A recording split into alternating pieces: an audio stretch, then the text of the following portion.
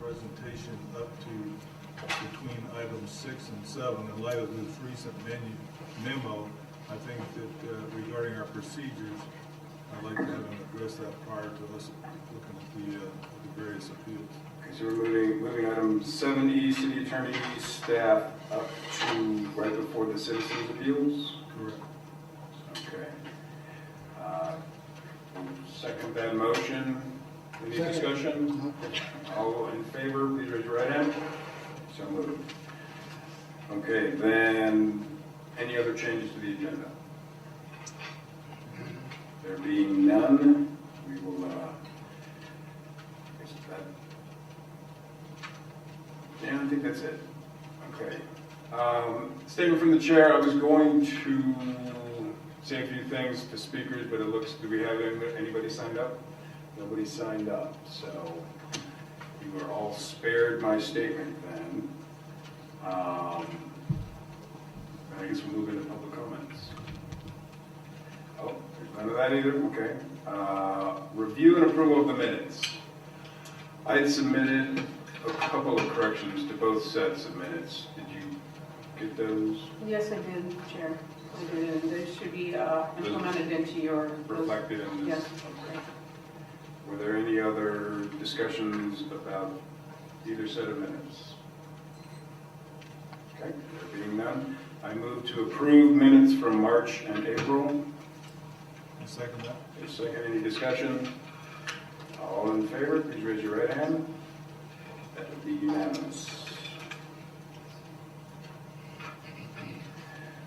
Okay, so the citizens' appeal, I had granted the appellant a continuance until next month, so I don't see him here, so apparently he's in receipt of that. So the citizens' appeal 210-12 will be continued to June at the earliest. That would be June 12th. June 12th.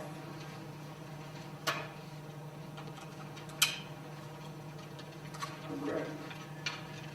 So there being no citizens' appeals today, so I guess we'll move right into the findings. I would request that the inactivation cases be set forth on a consent agenda, and those are CPC 27-14. I'm sorry, we're going to have our statement from City Legal first. Oh, that's right, that's right.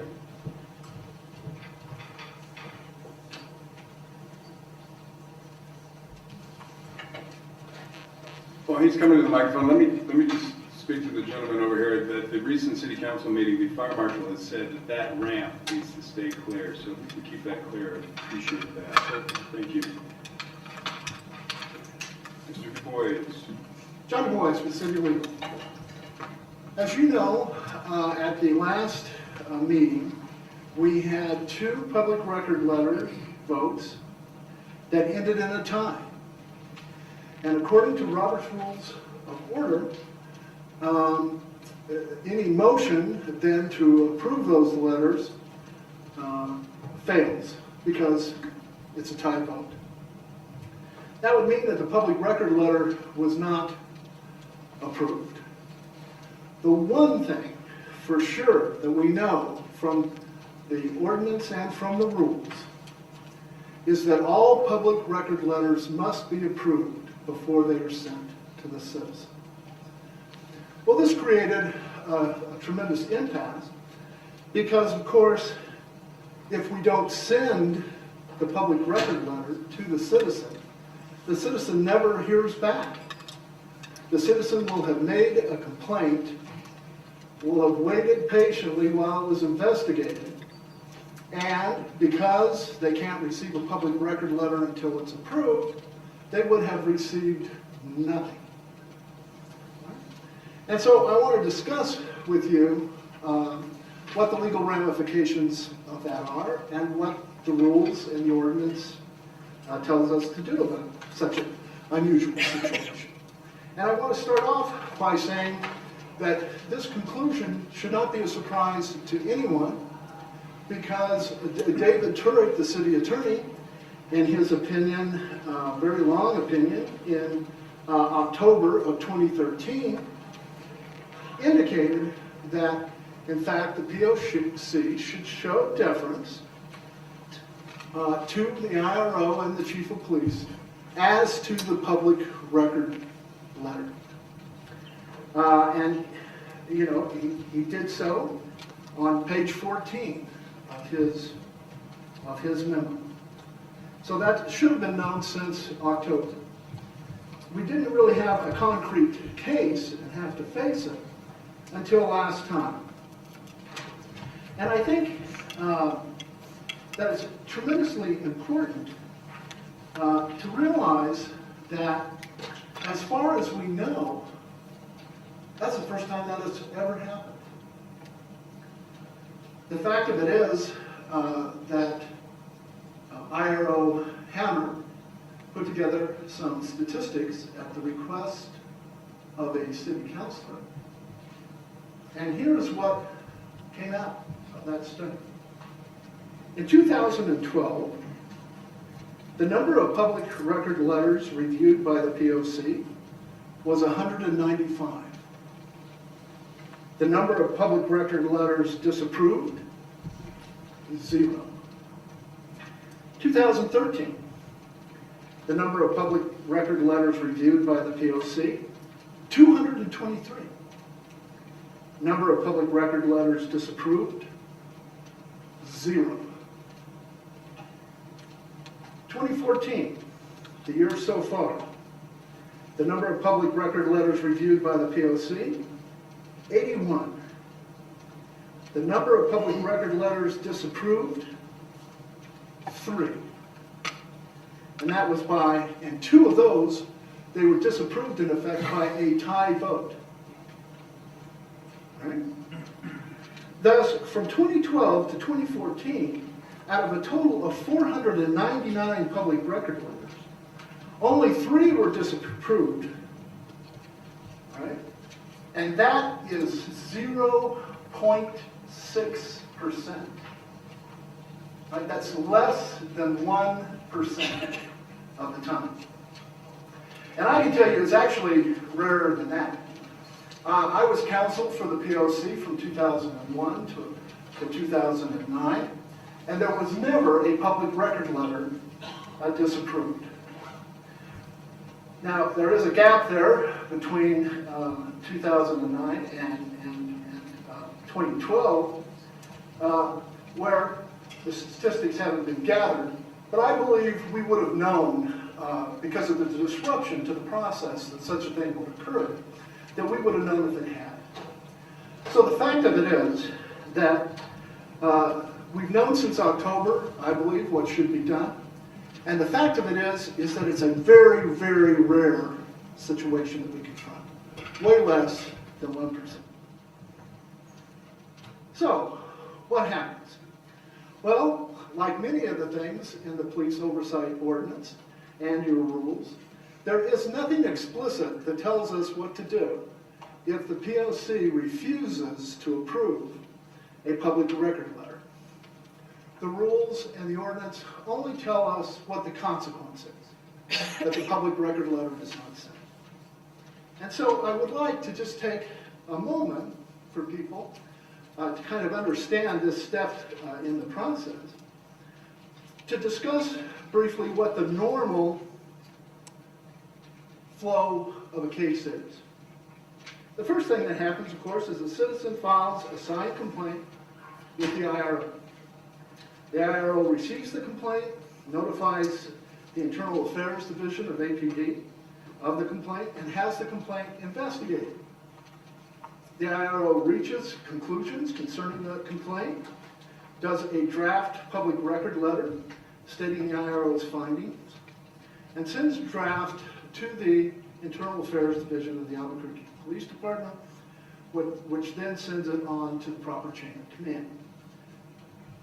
The APD chain of command reviews and comments on the draft public record letter and notifies the chief of police. The chief and the IRO meet and agree on the findings, usually, and we can talk about what happens when they don't.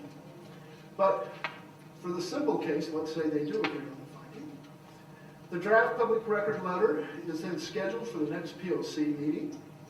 The IRO presents a short summary of the public record letter, and the POC approves it, as they have in 99 point something times. Then the final public record letter is sent to the citizen with a notice that the citizen can appeal those findings to the Police Oversight Commission. If a citizen appeals the findings, it's presented to the POC at its next meeting. At the appeal, the POC hears from the citizen, it hears from the IRO, and it hears from the Albuquerque Police Department.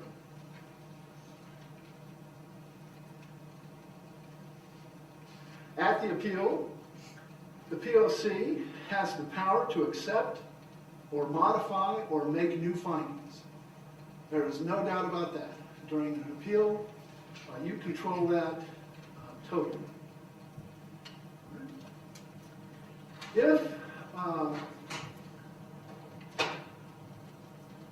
the citizen likes the new findings, that's the end of the case from the POC.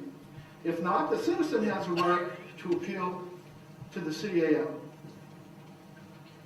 And then the CAO gets to have the last word.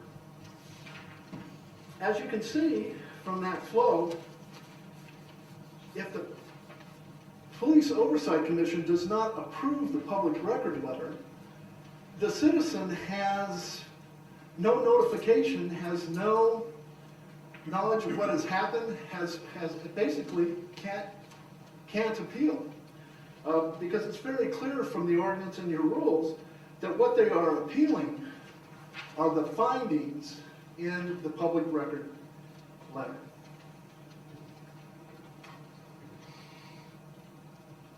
So whose findings should be in the public record letter?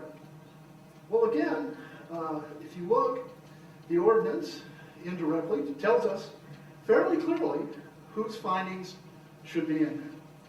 And I have cited the ordinance and the rules for you in a memorandum that was delivered to you. It says, for example, at 9-4-1-6C, as in cat, that the IRO will oversee, monitor, and review all investigations and make findings for each. All findings relating to a citizen complaint or police shooting will be forwarded to the POC. Also, if you look at 9-4-1-8C, also as in cat, the IRO will then submit his or her findings and the public record letter to the POC for review and approval. And again, it emphasizes the public record letter to the citizen will only be sent after approval by the POC.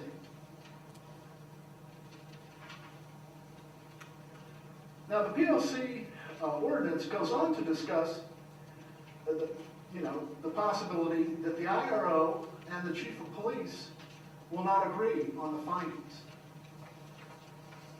that should go into the public record letter. In that case, it is clear that that is a non-concurrence, and it is brought to the POC to break the tie. To break the tie. So that a public record letter can be sent. But that's it. All right? We also, find evidence and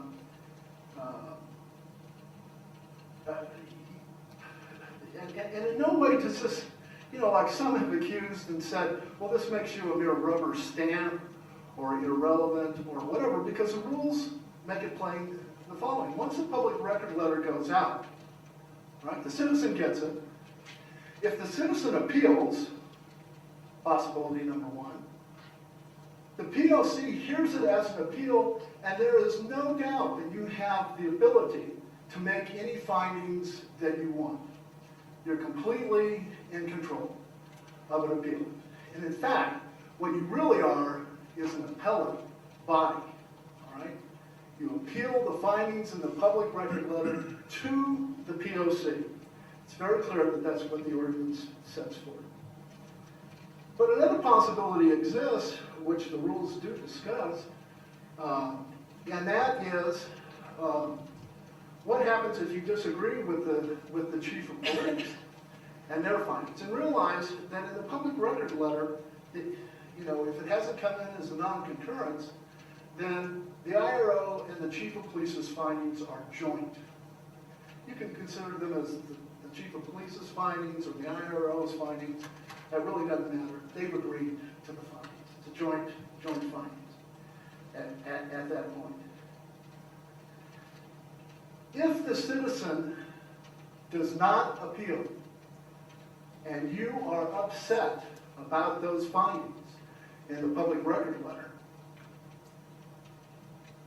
you can wait until the time for appeal has run, and then you can appeal those findings to the CAO.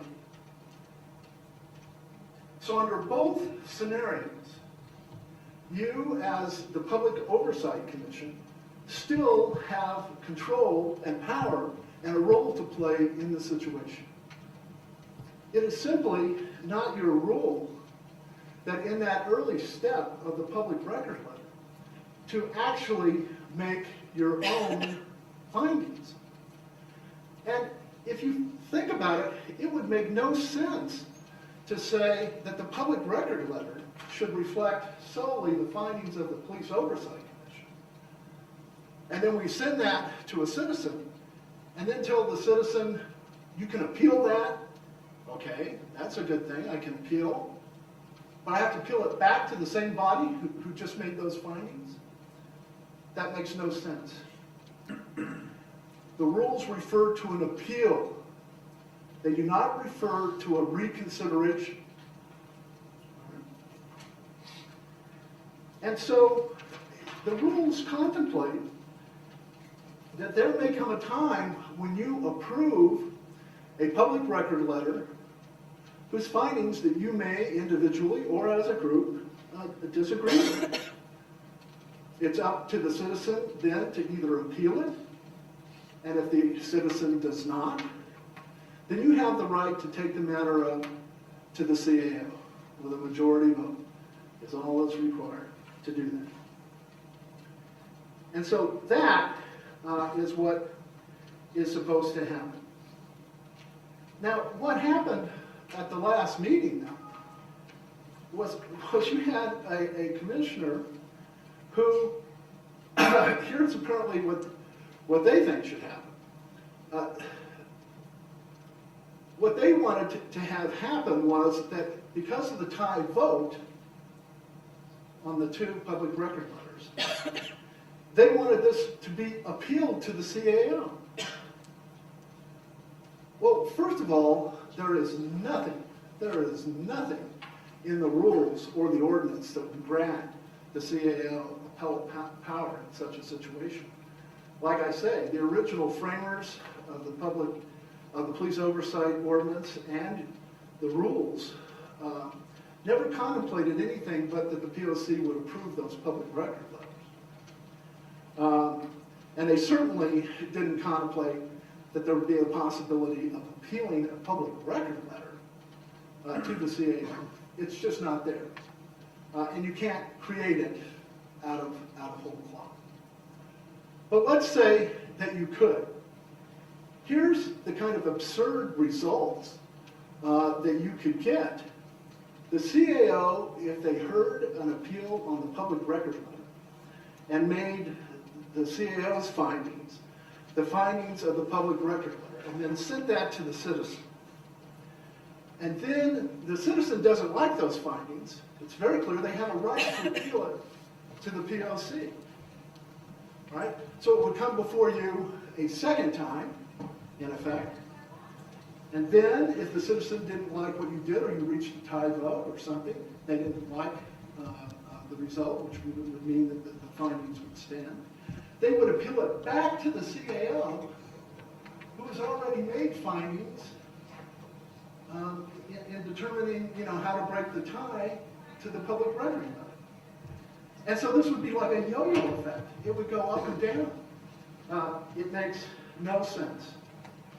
And under the law and under statutory interpretation, we interpret the rules and ordinances in a manner so as not to achieve an absurd result. That would be an absurd result. The only other result that could possibly occur is if POC doesn't approve the public record letter, it doesn't go out. The citizen never gets to hear back about what happened on their complaint, that they took the trouble to come down to the IRO's office and do a written complaint about it. That's also an unacceptable and absurd result. You have to also glean from your own rules the kind of indirect evidence, and I would point to something very important. In your rules, it's stated that the approval of the public record letters can be delegated to the long-term planning committee or any other committee. Now that language means the approval, it's very clear, the approval is delegated to that committee. The approval. This is not, you can always delegate matters for a recommendation back to the committee as a whole. But your own rules say the actual approval can be delegated to a subcommittee. Now ask yourselves, if the approval of the public record letter was anything other than ministerial, would your own rules allow you to delegate what would then become a critical and important step in the police oversight process to a committee? No. And so the result is that, and you can say, well, what does approval and review mean then? If it doesn't mean, well, my response to that is, well, tell me what happens if you don't approve it, and I'll tell you what the approval means. All right? And the only thing we know from the ordinance and the rules is that if you don't approve it, it doesn't go to the citizen, and they never hear back. And we know that that's an absurd result. And so what approval must mean is that you would review it for abuse of discretion. You would review it and look at the things. It's okay, in fact, to have a dialogue with the IRO and in effect, the chief of police, to see if perhaps ground could change so the compromise could be reached on it. There's no problem with that. But at the end of the day, if the IRO and the chief of police stick to their guns and want certain findings in the public record letter, you should defer to that. You should defer to that and let the letter go out. Have you become impotent by doing that? No. Because again, if the citizen appeals it, bingo. You hear it as an appeal, you can make any findings you have. If the citizen, for whatever reason, decides not to appeal it, you can wait for that period to run, and then you can decide as a committee to send those findings to the CAO yourself, if the citizen doesn't. That's how the process is supposed to work. And when you understand that the Police Oversight Commission has a very important and critical role to play during many of the steps of the police oversight process, and no one is taken away from that. It is simply recognizing that you do not dominate every step of the process. And why? Because that's simply not the way your ordinance and rules were written. All right, I'll stand for any questions. Counsel, if we disagree with the IRO and the chief, could not the letter be still sent out with their concurrence and our non-concurrence? It could, all right? But I would ask you then, if the citizen appeals it, which set of findings are they appealing? Yours or the IRO's chief of police? I mean, I think you could do that. I mean, that's better than not sending the letter out, all right? But I think it can cause confusion by, to the citizen as to, well, I have a right to appeal, but these people are saying, that I don't want to put it in terms of win-lose, but the POC, I like what they had to say. I don't like what the IRO and the chief of police have to say. They say I have a right to appeal, but I don't want to appeal findings that I like. I mean, it could be confusing. To me, it's relatively simple concept, but nothing is simple. To me, if we are sending out a letter, one is that we are meeting the intent of our mandate to provide feedback, to investigate, provide feedback to that citizen.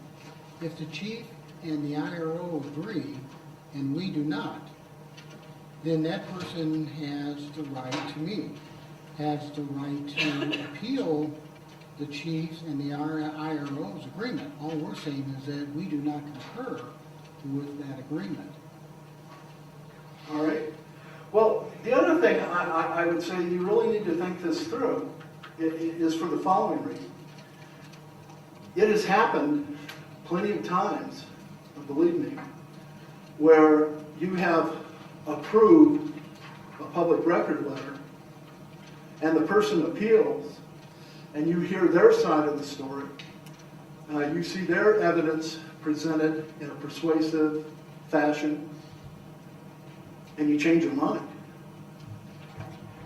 The danger would be, if I'm a citizen, I will think, well, if I get a letter, a public record letter, that says that the POC disagrees with it, well, naturally, I'm going to appeal.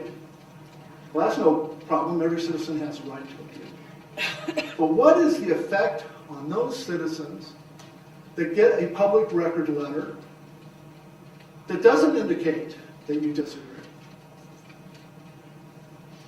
That citizen may very well think there's no need to appeal, because if they would have disagreed with these findings, they would have said so, because they said so in my friend's letter. So I won't even bother. Where the fact of it is that if they had appealed, they may very well have been able to convince you to reverse, to make your own findings that citizen likes. So you have to be careful. You have to be careful. But certainly a public record letter must be sent back to the citizen. Much like Commissioner Foster tried to simplify things, and to me, looking at the summary of every one of these letters, there's the finding, then there's a statement, Chief Eaton agrees with these findings, and then there's another sentence that says the Police Oversight Commission blanks with these findings. If that last sentence is gone, it's a non-issue, right? I mean, we could come here, we could hear the case, we could have dialogue, we could share our concerns, and we would just be an appellate body. I mean, if we don't have anything in the letter that says, yeah, we took issue with that, we think everything's right with that, if that sentence is just gone, it's a non-issue, right? And then it would go on to say, you have the right to appeal this decision. Section 9419A of the Police Oversight Ordinance allows any person that's filed a citizen complaint, blah, blah, blah, blah, blah. So there it is, there's their option. They can appeal it to us. But other than that, there's really nothing to be had from us arguing or stating one way or the other in this letter. I think that would be an excellent result. Always remembering that if that citizen decided not to appeal and the findings bothered you, that you could, as a body, appeal those findings to the CAO. Explain that to me real quick then, because as a body, let's say I'm the only person that took issue with this case. Is it a majority of the commissioners? Have to Right, vote? but it's by majority vote, so that's what I meant as a body. Okay. Commissioner Burke?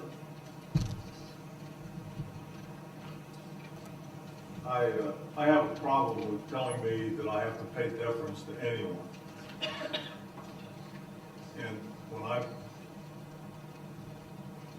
and of course, it's in the ordinance that we are in approval process.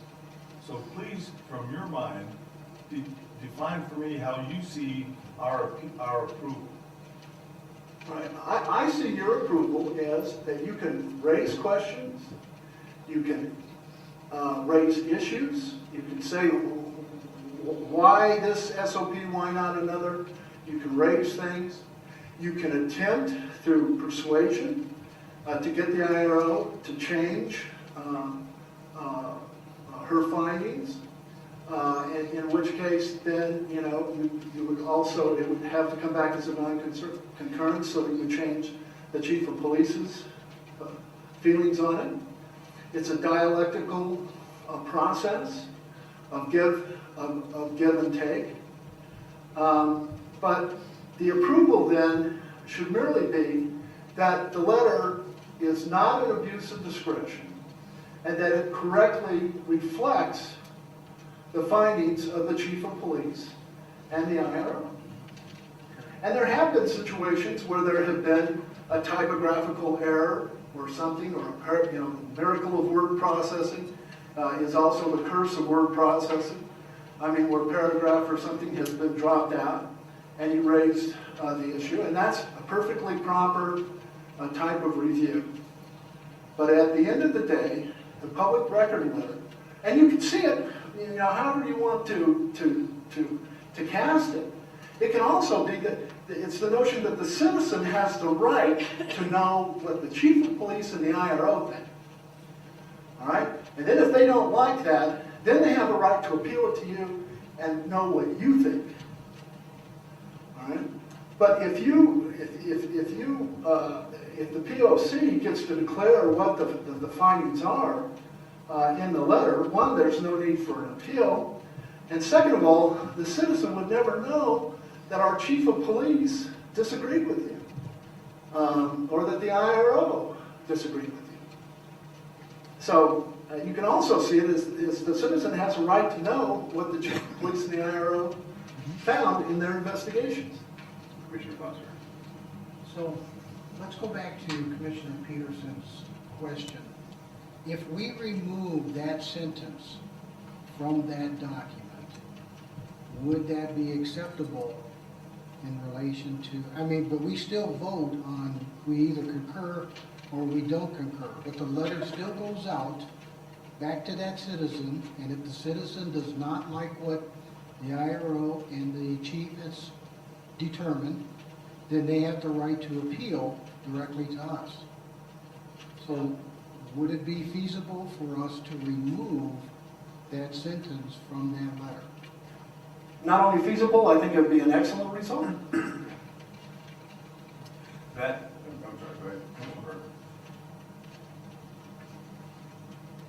I'm having trouble with this legalese. That we are supposed to, we have the option to non-concur, which will create a give and take in your words with the IRO and the chief of police. But if we send the letter, the non-concurrence stops there. How many of these do we have this month? What do you think? 30? And we're supposed to wait to see if the citizen appeals before we can appeal something that we have a problem with? I think this is an administrative challenge. And I think that our purpose is to approve.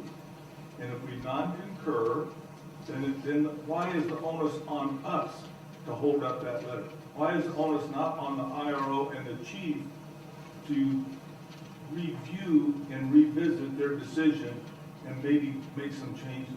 Why is the onus on us? Well, point to me anywhere in the rules or the ordinance where it says that that the burden is on them to change their thing. It's not there. Yeah, may I say something? Mr. Chair, there is nowhere in the rules or the ordinance that permits the IRO or the chief to appeal to the CAO, whereas it does give the right to the commission to appeal to the CAO. So it would be reasonable to infer that it's the chief and the IRO whose opinion gets appealed to the CAO by the body. And with respect to the argument that there are 20 letters more or less every single month, as Mr. Du Bois has pointed out, there have been very few cases in which the Police Oversight Commission has disagreed with the findings and not approved the letters where we're at. So even though there are 20 letters every month, I would submit that my findings are based on the facts as obtained from the investigation. So therefore, there aren't that many cases that you would need to worry about appealing to the CAO over time. Counsel, you're confusing me. Our responsibility is to either concur or not concur with the IRO and the chief's findings based upon this citizen's complaint. No, sir. That's not correct. Okay? What the initial step is the citizen gets to know what the chief of police and the IRO have found. And you, as a body, get to approve the letter that goes out that states what those findings are. So And then if they appeal it, it's not a non-concurrent. You can decide whatever you want. But if we remove that last sentence as to whether we concur or we don't concur, if we do not concur and that last sentence is removed, can that letter still be sent out to the citizen with the appellate information? Oh, absolutely. So our non-concurrence does not necessarily stop that letter from being mailed to the citizen. That's exactly the point. And the letter gets mailed. If the citizen does not like the findings, they get to appeal it to you. But let's say the citizen, for whatever reason, goes on with their life or what have you, decides not to appeal it. Once that time deadline has run for any timely appeal, you can bring the issue back up and vote to submit it to the CAO for the CAO's review. The commission can. Yes. We as the commission can. So I guess,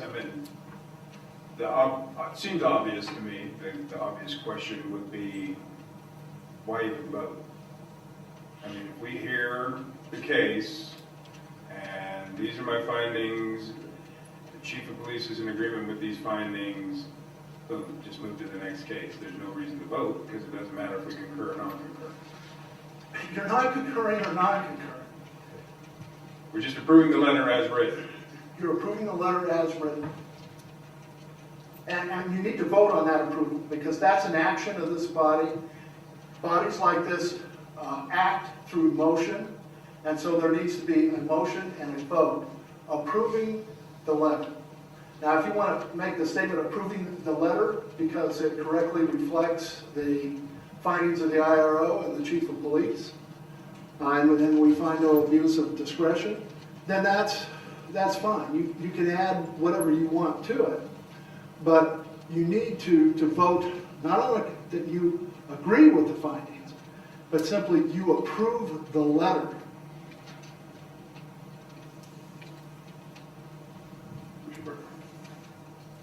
Approve the letter, that reads that we approve what's in the letter. Well, it didn't for over 12 years. Because, I mean, if you want to, let's explore what used to. what used to happen from, like, I know from 2001 to 2009, what happened.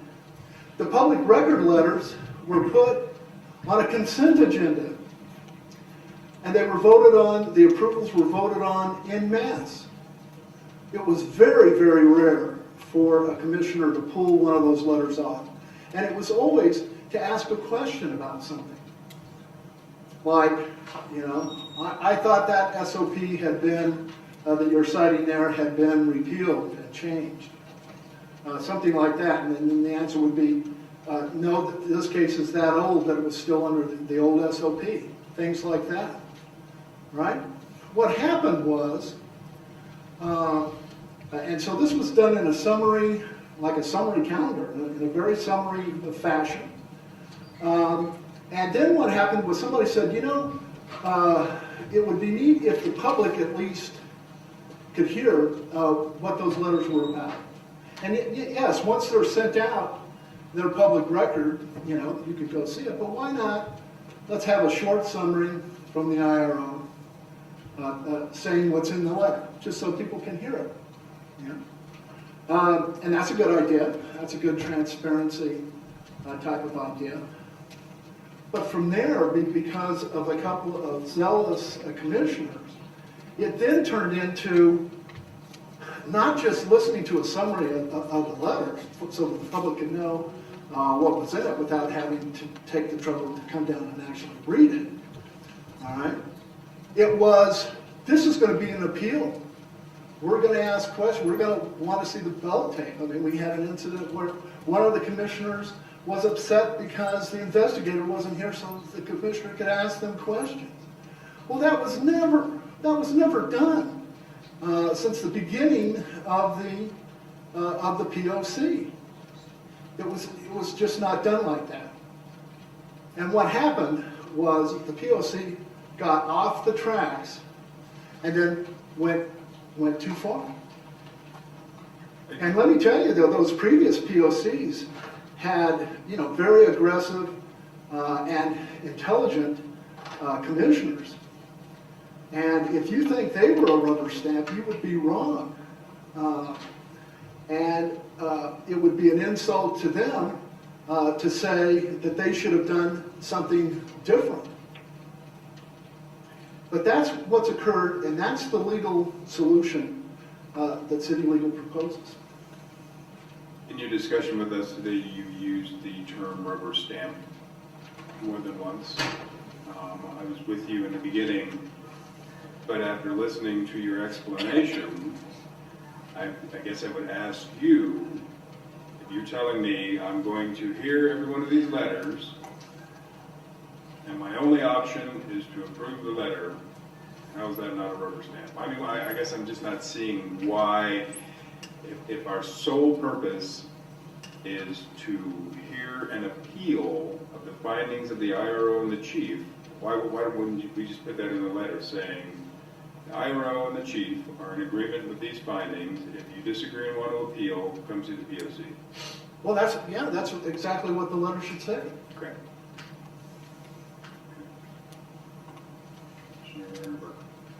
So the answer is, I guess the point is that we shouldn't even have to look at these. We should just send them to the citizens and sit back and see who appeals. Yeah. However common. We have to concur. No, I believe you should review them. You should review them for errors. You should review them for information, and you should review them for policy reasons. I mean, if you see a bunch of public record letters go out where the complaint is based on the rudeness of the officer, all right, regardless of whether the citizen ever appeals it back to you, after a while, I mean, you should be asking, as a policy matter, why all of a sudden are we seeing this spike in complaints about officer rudeness? What's going on? And because you are not only a body that is meant to hear an appeal on, you know, and decide a particular issue, but you're also a policy advising body. And based on what's in those public record letters, you should be looking at those for trends and other ideas about how police policy can be made better and more efficient. And so we review those and we find these situations as you outlined. What is our recourse except to non-concur and throw it back? And as you know, there's been one policy that I have been adamantly focused on since I took this chair. And guess what? Other people are picking up the gauntlet. But the bottom line is, you point out that IRO shall then submit his findings in public record letter to the POC for review and approval. So now we're supposed to review for trends and grammar, but still approve it. I'm having a problem with this. And of course, what happened in previous POCs, remember before 1945, all the professional baseball players were white. So times change. And you said yourself that there's nothing in the rules that gives us what to do if we non-concur. There's nothing except the citizen doesn't get his letter. Well, first of all, let me just say that the only black chair of this commission was on the commission between 2001 and 2009. Okay, so I don't know what the baseball reference was, but I will also say that when you look at this, you can't focus on one step in the process. You have to see the whole process. And if you see the whole process as meaning that the POC should determine the findings that go into the public record letter, then, all right, if you believe that, then I'm going to ask you, all right, well, tell me, why is it then that the person has to appeal it back to you who've already made the findings? Why wouldn't the ordinance and your rules say that the person got to appeal it directly to the CAO at that point? You know, why have this charade of having you be both the trial court and the appellate court? Also, you have the problem of how do you explain the language that talks about the findings of the chief of police and the IRO. Why would that even be in there? Why wouldn't the ordinance simply say the IRO and the chief of police come before you and recommend facts, and then you make the findings? Why would it go through that charade of doing that? And the fact of it is if you believe that the POC should make the findings that are in the public record letter, the result, there's too many anomalies that you cannot explain. The least amount of anomalies is to go with what we have said, which is that by approving the letter, you're approving the letter almost as to form and not as to the substance of it. And that's the way it has always been done in the past, and you got off track. I'll be careful not to make any analogies that throw everybody off.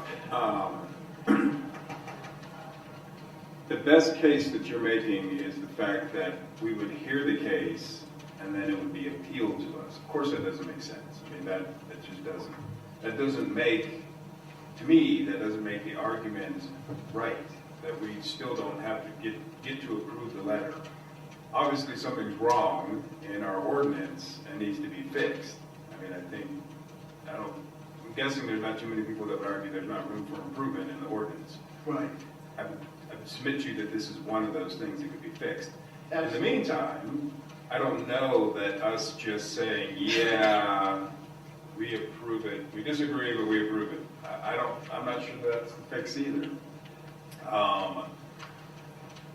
Basically, what that means is for the next, if we take your argument and we move forward on the agenda and we hear the next 15 cases, we can all turn off our microphones, sit back, shake our head, because the letter's going to go out.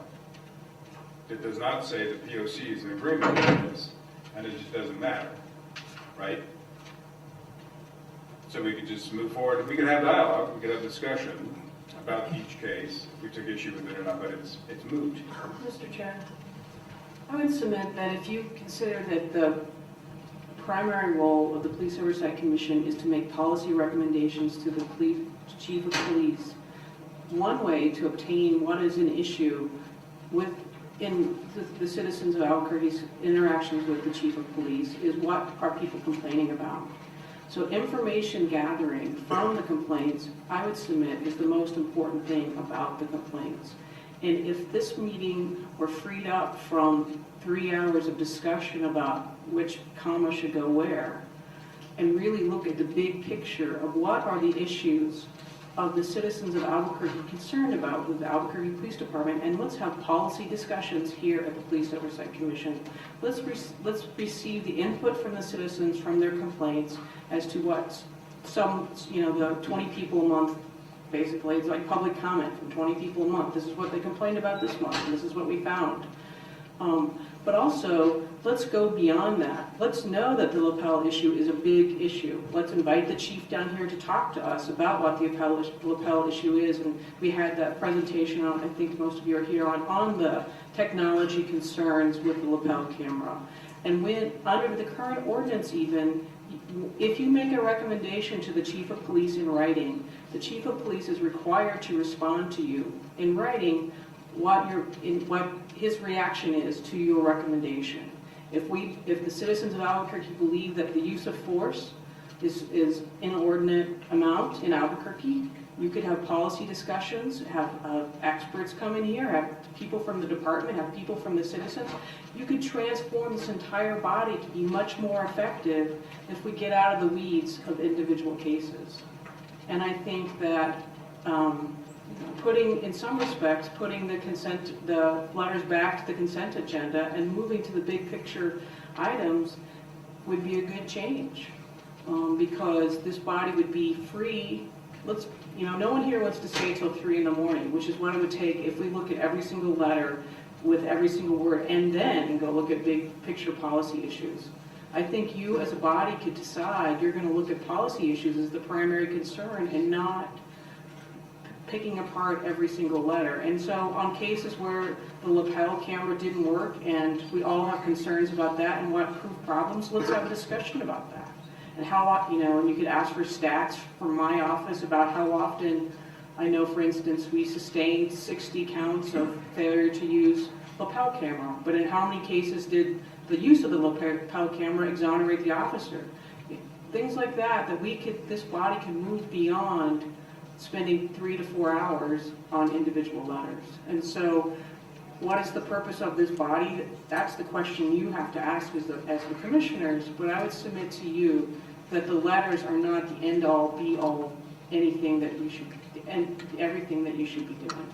And if you get out of looking at each letter individually and perhaps, we could decide how you want the information conveyed to the public. Right now, like the job well dones are put in the minutes of the meetings. I don't go over all 40 job well dones, compliments to the police department, but I put them in the minutes, and all 40 of them are summarized. Maybe we go back to that with the letters, and and you hear individual cases on appeal when they occur. So I don't think that you're here for nothing with respect to the letters. They do serve a purpose, but the question is, what purpose do they serve?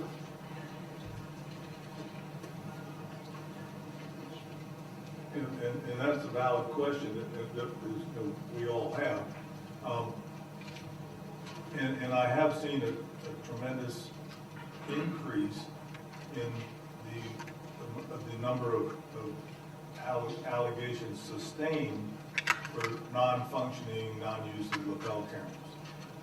And there again, I would say that in your previous POCs, that was not the case. So you're right, we're having some sort of an influence. I think that can we consider a combination of what the proposals up here are, where we would concur, non-concur, we get these letters in advance, we come in here, concur, non-concur, and let that letter sail to the citizen, either know, here it is, or the Police Oversight Commission does not concur with these findings. Is that kind of what you recommended, John? Well, I would stop using the word concur and non-concur. And the reason why is because it's very confusing, because that's a term of art in this ordinance. Non-concurrence really means something very special. And so to use that term outside that context is confusing. It's really to approve or disapprove the letters. And then what is that approval based on? And that's what we've been talking about for the last few minutes. And so, yes, I think that if you vote to approve it, there's nothing in the ordinance or the rules that say that your approval has to be indicated in the letter. It just says your approval is necessary for the letter to go out.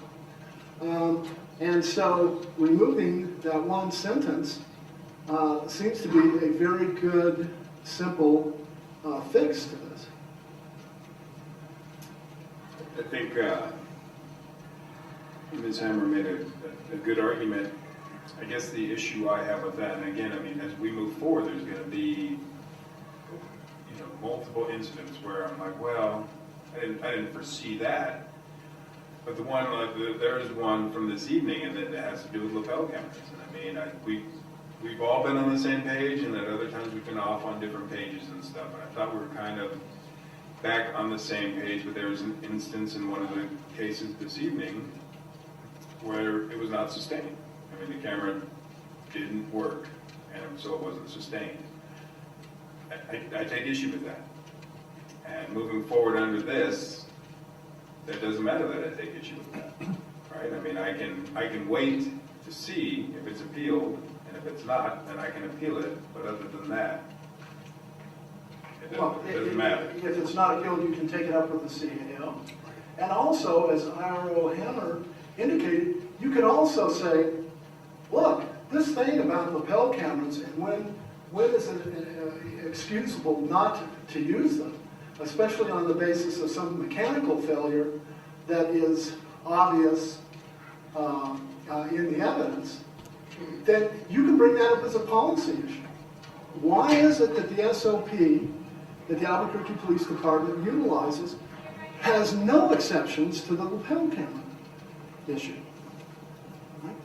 It may be because they take a strict liability view that using lapel cameras are so important that we cannot have, there should not be any excuse. We're not going to accept any excuse.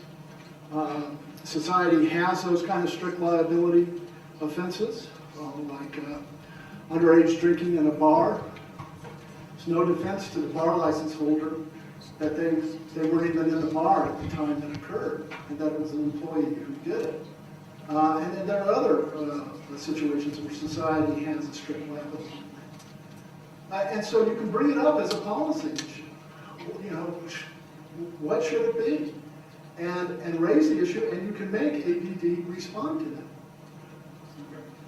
I guess one other question for myself. Moving forward, as we hear these cases, is it still your understanding that we get to the end and there's a motion, a second, a discussion, and then a vote? Yes, that is the proper way to approve the public record letter. Now, you can do them. You can do them en masse. There's nothing wrong with a consent agenda, which was used for years and years and years. There's nothing wrong with that. There's nothing wrong in making your motion that you indicate, you know, this is an approval of the public record letter as to form only. It doesn't necessarily mean we approve of the findings in the letter. You can certainly do that. But yeah, it takes a motion, a second, and a majority vote to approve a public record letter. One final thing. As we are seeing, there seems to be difficulty with the citizenry in relation to not only this commission, but APD. To me, our charge is to ensure that that citizen's complaint, one, is heard, 2, is investigated, and 3, that a decision is made, and 4, that that citizen understands if they do not like that decision, they are able to appeal it. And I seem to feel that many citizens do not understand that appellate procedure. And maybe we can solidify that a little bit more, but I mean, other than that, Yeah, well, I believe the letter says that the citizen has the right to appeal within a certain amount of time. Every citizen has the right to appeal. That's delineated out in every letter, with the exception of inactivation letters, because there is no finding that they do not have the right to appeal inactivations. And so every citizen is sent the letter pursuant to ordinance within 24 hours of this meeting by certified mail return receipt requested. And so in that letter, they are told of their right to appeal. Okay. Commissioner Barber, any further? I just think that we need to, when we talk about review and approve, that means different things to different people. Just like you say, concur, non-concur. You even mentioned yourself that you would like to use the term reconsideration or appeal. So I'm half Norwegian, so going back and forth. I think that we can come up with a compromise here where we can non-concur, but I think that, as pointed out by one of my fellow commissioners, we should let the citizen know that POC does not concur with the IRO's letter. And that will key it for us so we can check in 30 days and appeal it ourselves on behalf of that citizen. Well, as I explained previously to the same point, I would say, you can do that. But the danger is, as I've said, in the past, it has occurred where the POC and see some of the citizens' evidence or whatever, and you change your mind. The danger in putting the citizens' evidence or whatever, and you change your mind. The danger in putting how the POC feels in the letter initially is that, yeah, that would certainly be a thing to give an incentive for a person who receives that notice to appeal it. But what about the person who receives the letter that says the POC concurs, or however you want to put it, approves, or whatever, or is even silent to it? They will think, well, there's no need to appeal it back to those people because, they didn't indicate, like they did on my friend's letter, that they disagreed, so I won't bother to appeal. And you would lose some valid appeals that could be important to the police oversight process. So that's the danger. You see that there's no more lawyers on this side of the dais, and still we're going hour-plus arguments. The way I see this, and maybe I'm oversimplifying it, the IRO is going to be the one gleaning information. Let's say, okay, we hear this case. There's a motion to accept it as written. There's a second. There's a discussion. We vote. I vote against it. These two commissioners vote for it. It passes. No issue. The IRO would have to be taking mental notes saying, well, he's taking issue with that for a reason. What's the reason? Right? I mean, so now that puts the onus on her to be thinking, because it doesn't matter. Let's say I vote for it, these two vote against it. Again, doesn't matter, but she's supposed to be taking mental notes saying, yeah, these guys are taking issue with that, maybe I should, in the future, be more cognizant of that. Is that a fair statement, or? Well, that's the middle process of the IRO. I wouldn't speak to that. But I would say, obviously, this is not meant to be an adversarial body. Your relationship with the IRO, you're supposed to work together, to listen to each other, and to work together.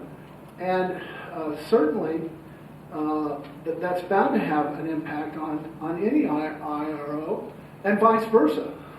If the IRO feels strongly about something, I mean, it might very well cause you to re-examine your own viewpoint.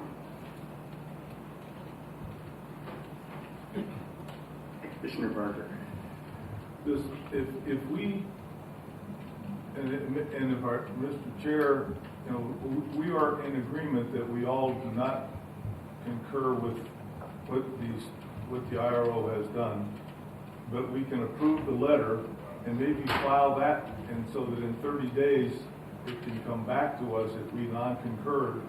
I'm using that word again, and that way it could come back to us so that we would have the option to review it and then maybe appeal it on our own behalf. Right. But that way we don't change the statement that goes out to the citizen. Absolutely, you could direct the IRO that if the citizen does not appeal, then that matter should be put on the agenda for a discussion as to whether or not it should be appealed to the CAO. That seems like a Yeah, yeah. Okay. One more now. Could be easier than it was. Let me clarify this. If the IRO and the chief disagree, can we request of the chief to submit his findings or his rationale in writing to us? And I guess this is more for the IRO. If you two disagree, what happens? Then it's set on this agenda as a non-concurrence, and then we have a presentation by the chief's representative, what the position of the department is. And often that is delegated to the internal affairs representative at this meeting.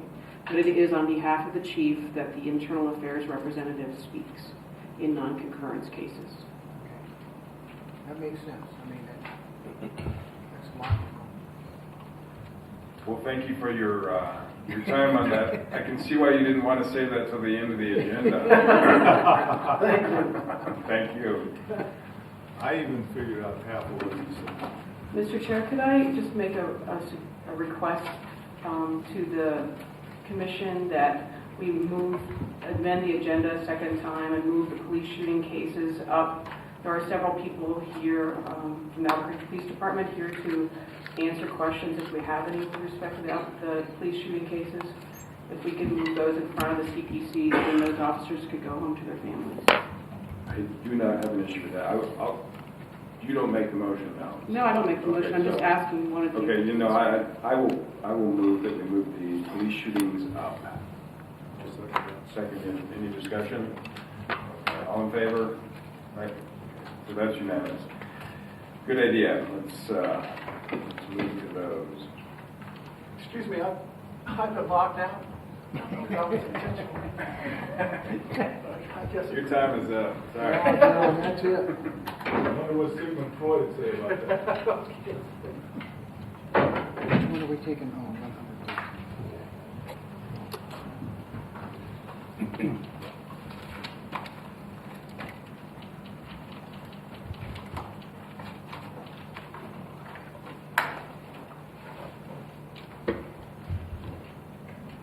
The first officer-involved shooting case I'd like to present is I-100-13.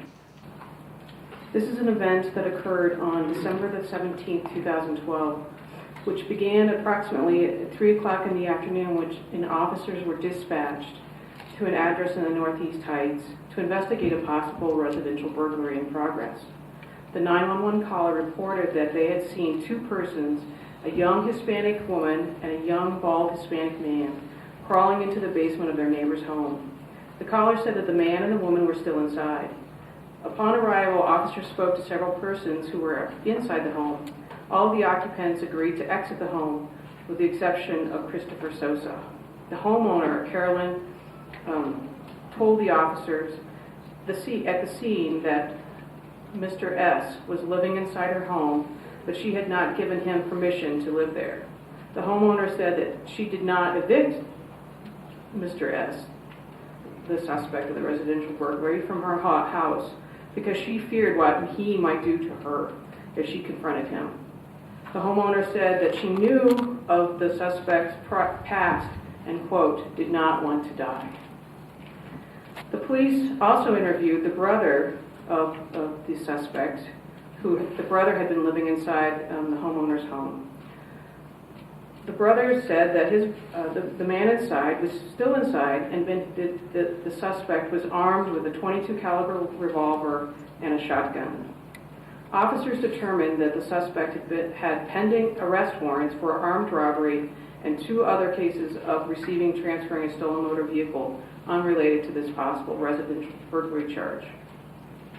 Officers spoke to another woman who had entered the home along with the suspect through the basement window, the person that the neighbors had seen enter. That woman, Miss H., said that the suspect was still inside the house, and when she had exited the home, that the suspect was headed toward the attic. At approximately 4 o'clock, Officer W. was dispatched to the intersection of Jane and Los Arbolos Avenue Northeast to maintain an outer perimeter in this situation. The officer was directed to block all traffic going east from Los Arbolos from Jane Street. Officer W. parked his marked patrol car facing south on Los Arbolos, just east of Jane Street. The APD SWAT team had surrounded the residence in which the suspect was still inside, presumably armed and in the attic. And the SWAT team surrounded it not only with personnel, but the SWAT vehicle, the Bearcat, into the street. The officers then obtained a search warrant to enter the house. As SWAT officers were deploying explosive distractive devices, also known as flashbangs, into the house, officers saw a male subject move around the house, confirming their knowledge that the suspect was still inside. Several hours later, at approximately several hours after the original call came out, while the SWAT officers were surrounding the house, at 7:08 p.m., officers then saw the home's garage door open. The officers immediately saw the suspect start the homeowner's green Toyota Corolla car. The suspect then sped out of the garage at a high rate of speed, causing several SWAT officers to jump out of the way, breaking the perimeter of the SWAT surround. A SWAT officer announced on the radio that the car had broken the perimeter at 7:08 p.m. The suspect driving the stolen car, stolen from the homeowner, sped south on Shirley Street toward Los Arbolos Street Northeast. The suspect raced around Officer W's patrol car, which he had parked in the middle of that intersection, getting away from the area. There was a stop sign and a fire hydrant at the corner next to the sidewalk. The suspect missed hitting both the stop sign and the fire hydrant as he sped around the police officer W's car in the middle of the street. And after my presentation, I'll show you the photographs of how this occurs. In his statement to the multi-jurisdictional officer-involved shooting task force investigators questioning the officer, Officer W stated that he heard over the police radio that there was a car that was out of the garage and had broken the perimeter. That was announced at 7:08, as previously reported. Prior to the suspect fleeing in the green Toyota, Officer W had walked toward his police car in the middle of the street so that a local resident, to move it so a local resident can return to her home. You have to understand this is more than 3 hours after Officer W had been dispatched to stand in this middle of this intersection of a relatively small residential area in Northeast Heights. It was at that moment, as the officer was walking towards his car to move it a slight distance so a resident could get to her home down the street, the Officer W saw the green Toyota speeding down the street towards his position. Officer W then moved quickly back onto the sidewalk adjoining Jane Street at the corner of Jane and Los Arbolos. The suspect drove his Toyota around Officer W's police car and onto part of the curb. It is at this point that Officer W fired 2 rounds towards the Toyota. The suspect did not stop, but continued at a high rate of speed south on Jane Street. Due to the proximity of the homeowner's home and Officer W's location, the suspect would have driven past Officer W at approximately 7:08 or 7:09 p.m. The computer-aided dispatch or CAD report indicated that the officer did not call out on the radio that he had fired shots until 5 minutes after he had fired those shots. The CAD showed that Officer W told the dispatcher that he had fired shots. He reported this at 7:14, when in fact it would have had to have occurred earlier, either at 7:08 or 7:09. Officer W told dispatch that he had fired shots at the back window of the suspect's car. Officer W also told dispatch that he had possibly broken the back window of the suspect's car. And those statements become important later on because those are in contrast to what he told the investigators. That when he first reported it, after it happened, he said he fired at the back window. Detectives and officers continued the search for the suspect who was driving the green stolen Toyota.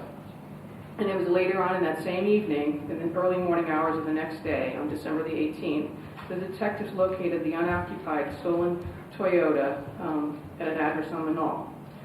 The green Toyota had the front passenger side window broken out, and there was a bullet impact into the dashboard, which will be discussed later in the Criminalistics Division investigated. An officer-involved shooting call-out was initiated right after, around 7:14, when it was reported that Officer W had fired shots. It was determined through witness interviews that more than one of the witnesses had heard Officer W shoot. And in addition, one had actually seen the officer discharge his weapon, but none of them had seen the location of the suspect's car in relation to Officer W when Officer W discharged his gun. One person in her written statement says that she saw the officer discharge, but she was ducking down herself and trying to avoid injury, and so she didn't see the car where it was coming, or where on the car that the officer had shot. During his interview as part of the multi-jurisdictional task force investigation, Officer W stated that the green Toyota drove around the corner, around his police car, and that he was standing up on the sidewalk near the car. In this interview, Officer W stated that he was in fear of being struck by the green Toyota.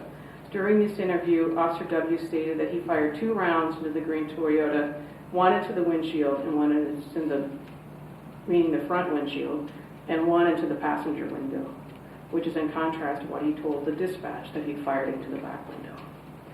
Criminalistic detectives processed all the evidence at the scene in the green Toyota, all the evidence at the scene, and then later on, once the green Toyota was found, they processed the green Toyota. 2 days later, on December the 19th, one day after the car was found, the suspect was arrested. The suspect did not sustain any injuries from Officer W's shooting at the car. He was not harmed in any way by the shooting. At the scene, the criminalistic detectives found one bullet impact from Officer W's weapon, which was struck the wall of an elementary school across the street of the intersection, and they found 2 casings from when Officer W had discharged his weapon 2 times at the scene. The primary detective for the multi-jurisdictional task force submitted her report of the incident to the Albuquerque Police Department Internal Affairs Division on, I think it's March 5th, 2013. An Internal Affairs sergeant interviewed Officer W as part of the administrative investigation after receiving the criminal investigations report. At the IA interview, Officer W was represented by his attorney and a union representative. Officer W told the IA sergeant that he had the opportunity prior to his IA interview to review a statement that he had made to the on the day of the incident was when he was interviewed initially, back in December 17, 2012. And he had reviewed that reviewed it before being interviewed a second time. And he stated that it was true and correct, and he didn't have anything else to add to it. Officer W stated that he was stationed, during this interview at IA, he stated that he was stationed on the perimeter of the scene on the evening of December 17, 2012, and that he had become aware that the suspect had outstanding warrants for armed robbery. The officer also stated he was aware that he had learned that the suspect was known to be armed. The IA sergeant questioned Officer W about whether he was afraid that the suspect was armed on the evening of the shooting. Officer W stated that on the evening of the shooting that it was known to him that the suspect had known to be violent, but that the Officer W assumed that the suspect was contained inside the residence by the SWAT officers and wasn't concerned about his Officer W's safety because he was only maintaining a perimeter post a few blocks away. Officer W told the IA sergeant that he did not have a spike belt as a tool to use on the evening of December 17th. The IA sergeant showed Officer W some photos which the IA sergeant had taken during the daylight of the intersections of Jane and Los Arbolos Avenues in the area where the shooting took place. Officer W marked on these photos, which I will show to you later on, where he was standing at the time, and Officer W stated that it was dark at the time of the shooting, but he stated that the area was lit up by nearby street lamps. The IA sergeant directed Officer W's attention to his prior statement that he'd made to the multi-jurisdictional task force of detectives, in which the officer had said, garage perimeter broken is what he heard at the time, prior to the car coming towards his location. Officer W stated he didn't recall any vehicle description being broadcast over the radio, but that when the car was coming down the street, due to the fast speed of the car, he believed that car coming down the street was a suspect's car after he had heard those words, that the perimeter was broken. Officer W assumed that once he heard the word garage as perimeter broken, that he eventually figured out that the suspect would be driving a vehicle down the street, and so that helped him place together that the person who was the suspect was the one with the car coming down the street. The IA sergeant again showed the officer, Officer W, a photograph of the intersection and requested the officer to mark where he was standing when he made the decision to get out of the street as he saw the vehicle coming towards him.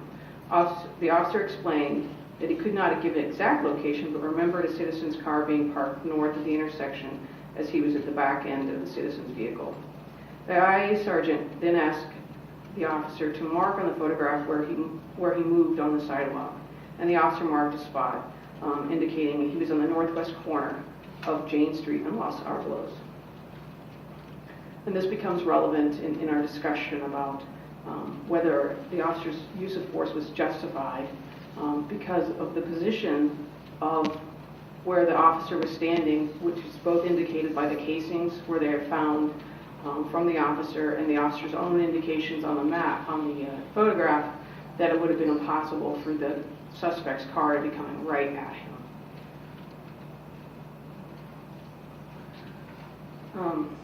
That once he saw the vehicle coming down Los Arbolos, he drew his weapon and was prepared for the suspect to crash into the officer's patrol car, which was in the middle of the intersection. The officer stated that he felt that the suspect's vehicle was a threat to his safety, and so therefore he raised his weapon. The IA sergeant asked Officer W to explain his prior statement to the multi-jurisdictional task force detective, in which he said that the vehicle was pretty darn close to that the officer was pretty close to the suspect's vehicle. Officer W stated that he was close enough to hit the passenger side window of the suspect's vehicle. That's what he felt like. And I'll show you that the evidence does not support that. When questioned further, Officer W stated that he was about 3 feet away from the suspect's vehicle. The IA sergeant noted that during his line of questioning, Officer W was becoming frustrated and upset when pressed for details about the shooting. The IA sergeant asked Officer W where he aimed prior to firing the first round from his firearm, and Officer W acknowledged that he stated he didn't have the option of moving out of the way of the vehicle. He acknowledged that he had stated he didn't have the option of moving out of the way of the vehicle, and he stated that he aimed for the center mass of the front windshield. Officer W stated that it was his intent to make the vehicle change direction by firing into the front windshield. Officer W, after several statements back and forth with the IA sergeant, stated that he was not trying to hit the driver, but to get the driver to change his direction. When the IA sergeant asked Officer W about his second shot, Officer W stated he tracked the vehicle prior to making the second shot. He stated that he fired the second round shortly after the first round, and Officer W could not say whether the vehicle was turning away from him when he fired the second shot. Officer W stated that he was aiming towards the left side of the windshield with the second shot. And Officer W then indicated on the photo where he was aiming at in the suspect's car, and he indicates that he was shooting at the front portion of it. The IA sergeant showed Officer W photos taken by the criminalistic detectives which indicated that the only shot which hit the suspect's vehicle was shot from the right rear of the car, through the passenger window and hit the dashboard. Officer W said he shot the right rear of the vehicle, that a shot into the right rear of the vehicle must have been his second shot. Excuse me. And the IA sergeant showed him another photograph, criminalistic photos, which indicated a rounded hit across the street at this intersection of the school. And he said, the officer said it must have been his first shot. Officer W confirmed that he had aimed for the front windshield of this car as he came forward. He confirmed that he aimed the second shot to the left windshield, side of the windshield. Based on the location of the bullet impacts in both the car and the school across the street, the criminalistics detectives determined that Officer W had fired into the green Toyota as Christopher Sosa was driving away from Officer W, not as the vehicle was driving towards him. The criminalistics detectives concluded that the suspect's vehicle was traveling south on Jane Street away from the officer when he fired both shots.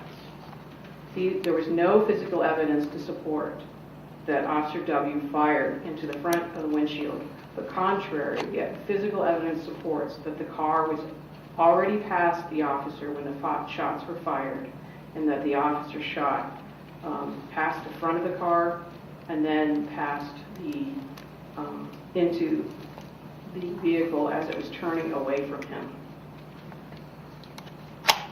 The officer was qualified on his firearm that he discharged, and he did not report the incident on his lapel camera.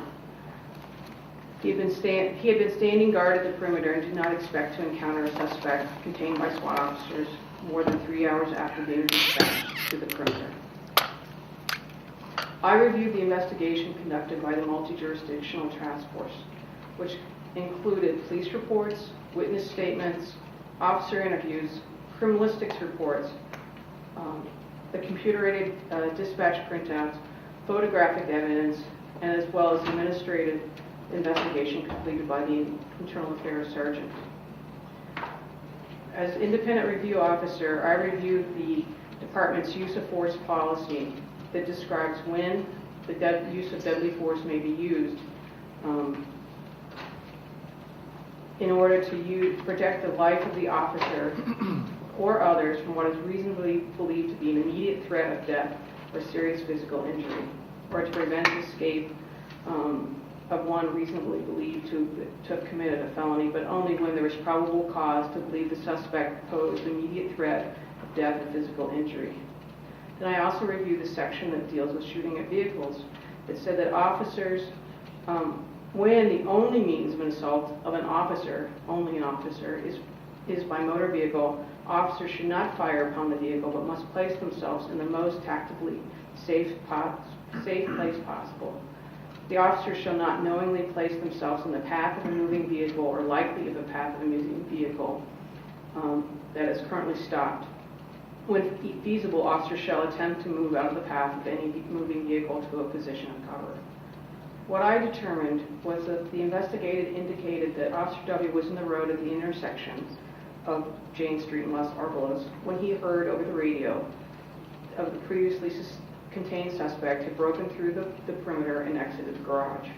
Officer W then appropriately retreated to the sidewalk area adjoining the street and saw the suspect's vehicle speeding towards the patrol car as he entered the intersection. Officer W stated that he fired his 9mm service weapon 2 times into the suspect's vehicle in order to cause the suspect to stop or change directions of the car. Officer W stated that he aimed and fired at the corner of the windshield of the suspect's car and then fired a second round at this left side of the windshield. Officer W stated that he was in fear for his own safety when he fired these 2 rounds. A review of the physical evidence at the scene and in the recovered suspect car directly contradicts Officer W's statements.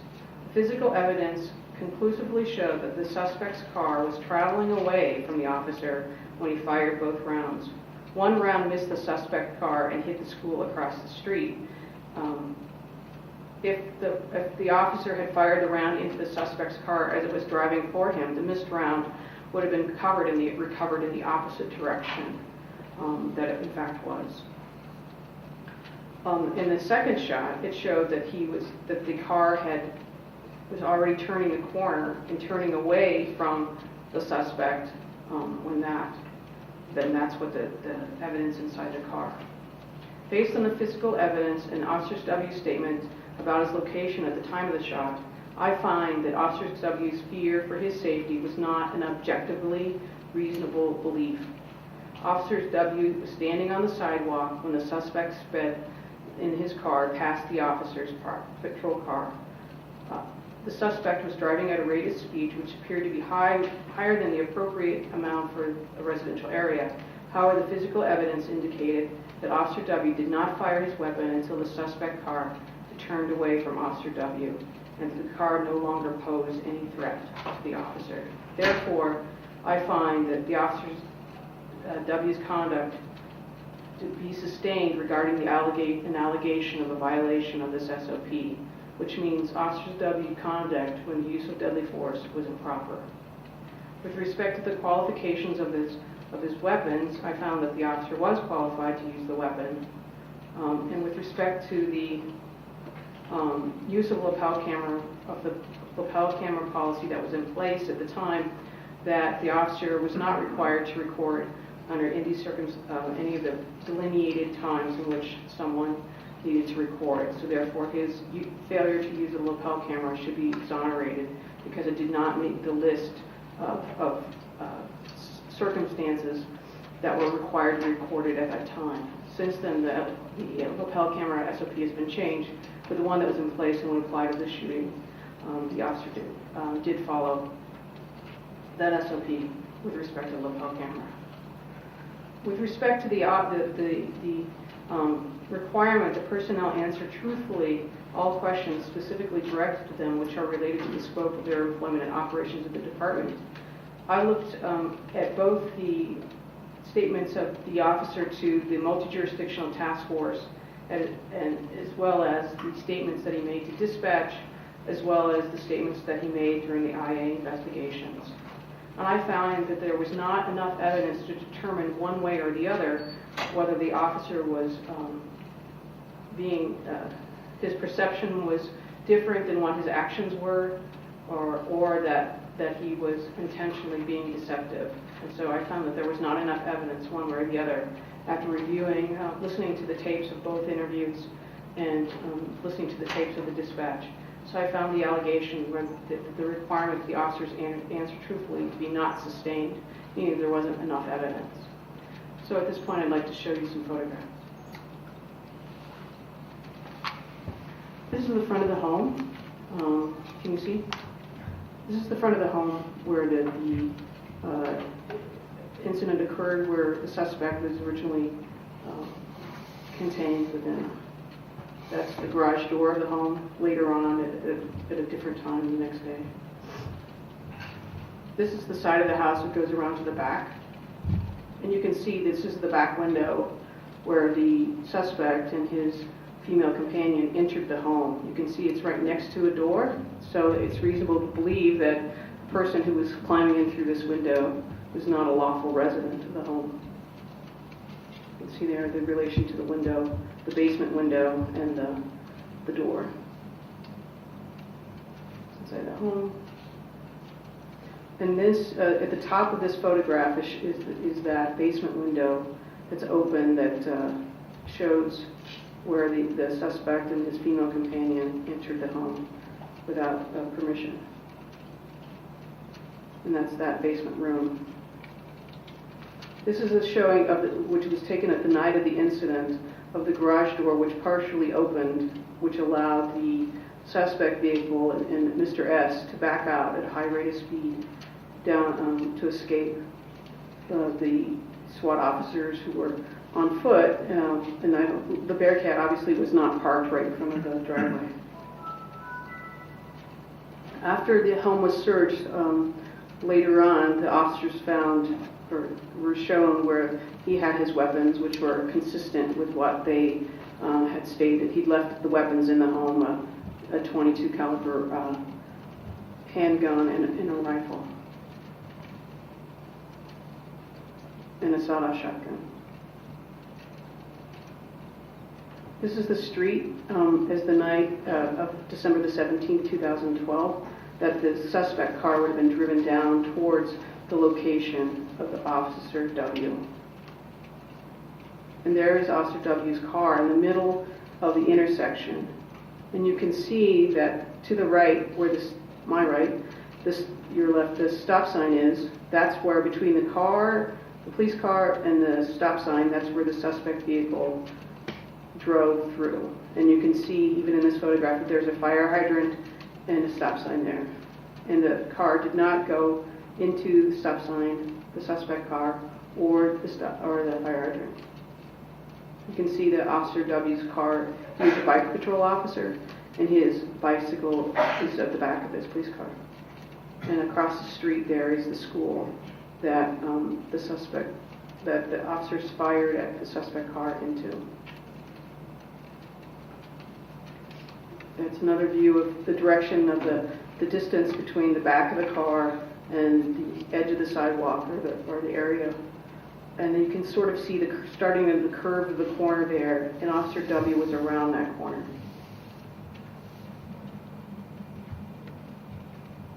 So then it's a sort of a relational thing. There's the fire hydrant that we just saw from another angle on the night of the incident.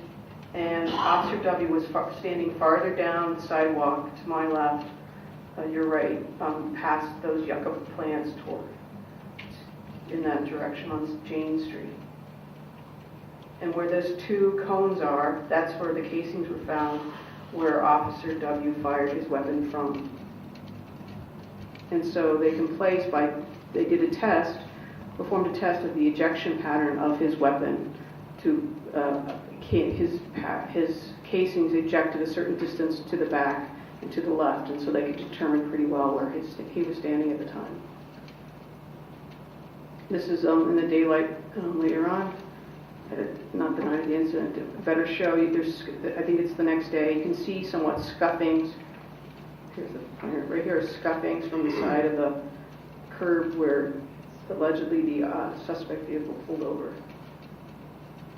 And there's a closer-up of the scuff marks on the sidewalk. And then that's the school across the street from the officer's car. This is the recreation, if you will, later on of a different police vehicle, not the marked police vehicle, in the location of it in the street. This is where the bullet casing was, in the side of the wall of the school. Here's the car as it was found on Manal Street. And you can see in this picture right here, the window that was shot out by Officer W. The other damage to the car was already there. And you can see the beginning of this. This is where the impact through that window into the dashboard here of the car. And that's the impact from one of the rounds that Officer W fired. And you can see that they could track the direction right here from this bullet into the car. This is the diagram that Officer W drew for the IA investigator, when in fact, these are Officer W's markings on the diagram. One where he was standing, which is about correct to where he was standing, we could determine from the investigation. but that the trajectory of the car could not have been straight at him. The car would have had to have been turning in the opposite direction of the police officer in order to have the impacts that it did, and have the rounds to go to the school across the street. The officer would have had to have been pointing, as he originally said, towards the back of the car. So at this time, I would stand for any questions that you would have. And as you know, as always, Lieutenant Liz Thompson of the Albuquerque Police Department Homicide Division is here for questions, as well as a representative of the Criminalistics Division from the Albuquerque Police Department. Lieutenant. I'm sorry, did I promote her again? Sergeant. Okay. Commissioner. I'm under the impression, IRO, that you reviewed the IA's data collection and you came to this decision based upon that information. I came to the decision based upon all of the evidence that was there, that the shooting was not appropriate because of the direction that the car had to have been traveling away from the officer. So did one of our investigators look at this information and report to you, and you made this ascertainment, or did you personally look at this information? Well, I was, as in all officer-involved shootings, I was called to the scene. I was there on December the 17th, 2012 at the scene to observe the investigation and gathering of evidence. I was not present when the witnesses were interviewed or the officer was interviewed, if that's what you mean. But I did review all of the photographs that were taken at the time. I reviewed the statements, listened to both statements, as well as reviewed witness statements myself. So I reviewed the work of other people. I individually did not question this officer or any of the witnesses. Commissioner Berger. And you stated that this is a multi-jurisdictional task force. Who was the senior person at the scene, from which organization? Not personal name, but from which organization was the senior person? There is a memorandum of understanding between the Albuquerque Police Department and the District Attorney's Office and Bernalillo County Sheriff's Department, as well as the New Mexico State Police, are all signatories of this memorandum of understanding of how officer-involved shootings are shot. And pursuant to the memorandum of understanding, the lead agency for any officer-involved shooting, whether it's by Bernalillo County Sheriff's Department or by the New Mexico State Police or Albuquerque Police Department, the shooter is the primary agent. The department to which the shooter belongs is the primary investigator and is the lead person in charge of writing the reports. But the way the multi-jurisdictional task force is set up and works is that whenever an Albuquerque Police Department person is part of the task force work, is interviews anyone, whether it be the officer who discharges weapons or the witness officers, anyone who witnessed the incident, the neighbors, anyone.